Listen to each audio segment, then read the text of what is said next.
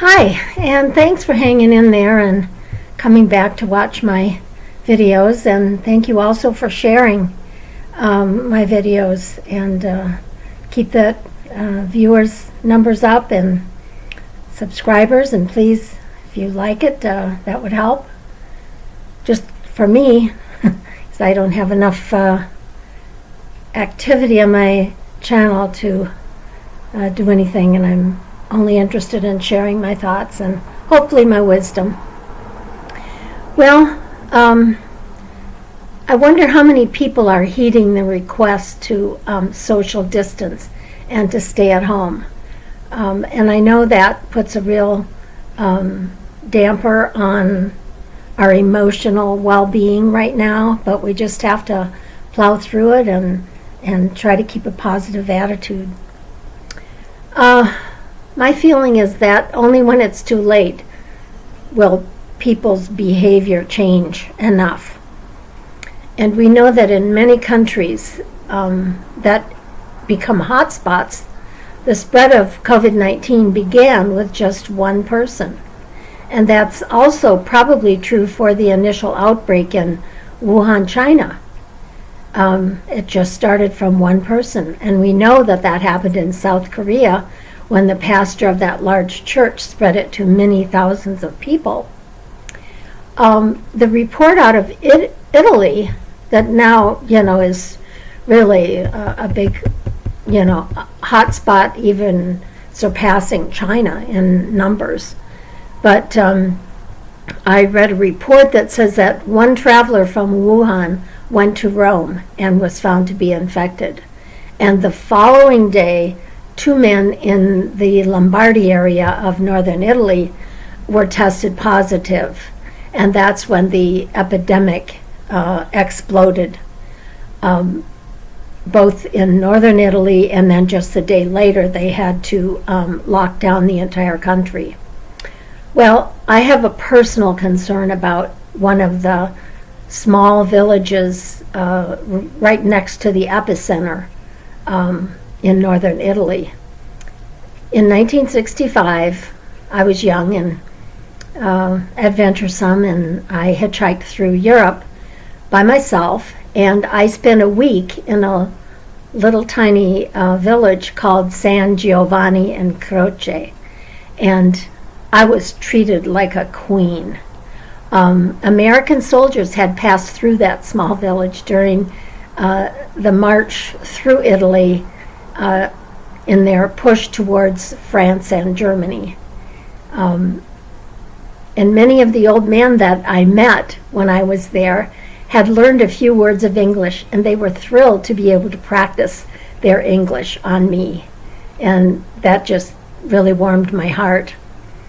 Now, my friends there that I made are probably dead, and it just tears at my heart to know that. Cremona, which is the next largest town to the little village, is the place that we've seen on TV where there was a caravan of military vehicles driving through the countryside laden with bodies because the local crematoriums couldn't handle the load. And Cremona was the town that I had arrived in on a train from Rome, and from there I took a bus to the little town, or the little village of San Giovanni in Croce, to visit my friends. Well, looking at statistics, I see that South Korea seems to be the only country that was able to flatten the curve in time to avoid the explosion of cases and deaths. And I don't understand what makes our own federal government and local government officials to think that every population center in our country will not follow suit to what happened in Lombardy, Italy. And as we can see, it's happening now in New York City and the surrounding areas.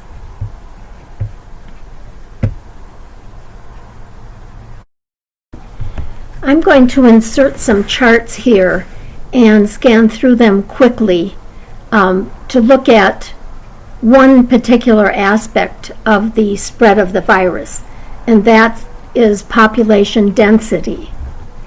The first chart is by population of each country. And as you can see, the U.S. is third with just over 330 million. But we have a density of only 38 people per square kilometer. China, on the other hand, has a population of 1.5 billion and a density of 153 people per kilometer. Well, China is the most populous country in the world, but it is not the most dense. The most dense country is Monaco, with over 26,000 people per square kilometer, followed by Macau with 21,645 people per square kilometer. Singapore has 8,358 per square kilometer, and Hong Kong with over 7,000 people per square kilometer. I'll scan through the other charts, and you can pause the video to see the array of countries and stop at any particular point that you'd like to take a closer look. I'll also put the link to the website where I got this information, and you can go to that and see the charts themselves. And I might point out that India, with a population of nearly 1.5 billion and a high density of 464 people per square kilometer, which is more than twice the density of China. Well, with the current lockdown of India that's just taking place, it is only a matter of time that the previous 8 weeks of exposure will surely skyrocket the number of cases identified. Well, that is if they even have the testing capacity to do that. Now, let's take a look at our neighbor, Canada, and see what their density and population is. The population is just under 38 million, with a density of only 4 people per square kilometer. Yet they have a growing number of cases of COVID-19. But as we've seen in other countries, it only takes one initial case to spread to all those who come in contact with that person. And that doesn't even account for the asymptomatic spreading of COVID-19, which has been documented over and over again. Although China was initially criticized for ignoring the severity of the epidemic and lack of the actual testing, the real testing results, to me it looks like the U.S. has been just as deceptive about both testing numbers and the acceleration of spread within our borders. And I've read in more than one source that the reason testing was not available during the initial spread of the disease in January and February, and even now, that President Trump refused to accept testing kits from the World Health Organization, saying that he wanted test kits to be manufactured in the U.S. and not imported. Well, talk about short-sightedness. In some of my early videos, I was just astounded by the fact that testing was negligible and then only administered to those arriving from China with symptoms. I started screaming for broader guidelines for testing. And just as I had expected, it wasn't until the task force was introduced where testing guidelines broadened. But a month later, and we still don't have test kits widely available. Now, it seems equally important to know who has already had COVID-19 so that healthy, immune people can carry on with confidence that they won't get sick again. Those immune people can serve in strategic positions both in the workforce and in the public health arena. I know that several research centers are working feverishly on developing the antibody test, and I just hope that it will be ready and available to everybody, and that it will also offer immediate results. I hope that that's what they're working on.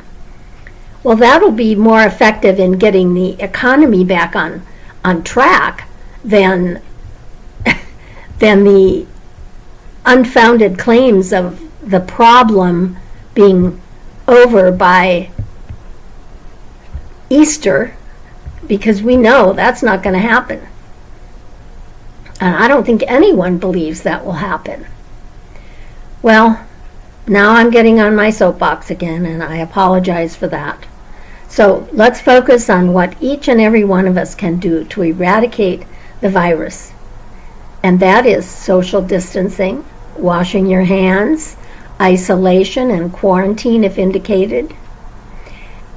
And if a lockdown is called for in your state, or even if it doesn't, follow the guidelines of lockdowns and do your part in halting this cataclysmic event. Thank you for watching, and I just pray that we will get through this and with as few of lives lost as possible. And that will happen if we each one do our part in eradicating the disease and flattening that curve so that our hospitals will have the opportunity to save lives. And if we don't flatten the curve, we know what's coming, and we won't be able to treat and save the lives of the people that will be coming, that will have the COVID-19 viral infection. So I thank you for watching, and I pray that your God will keep you safe and healthy during this time. I am Natasha.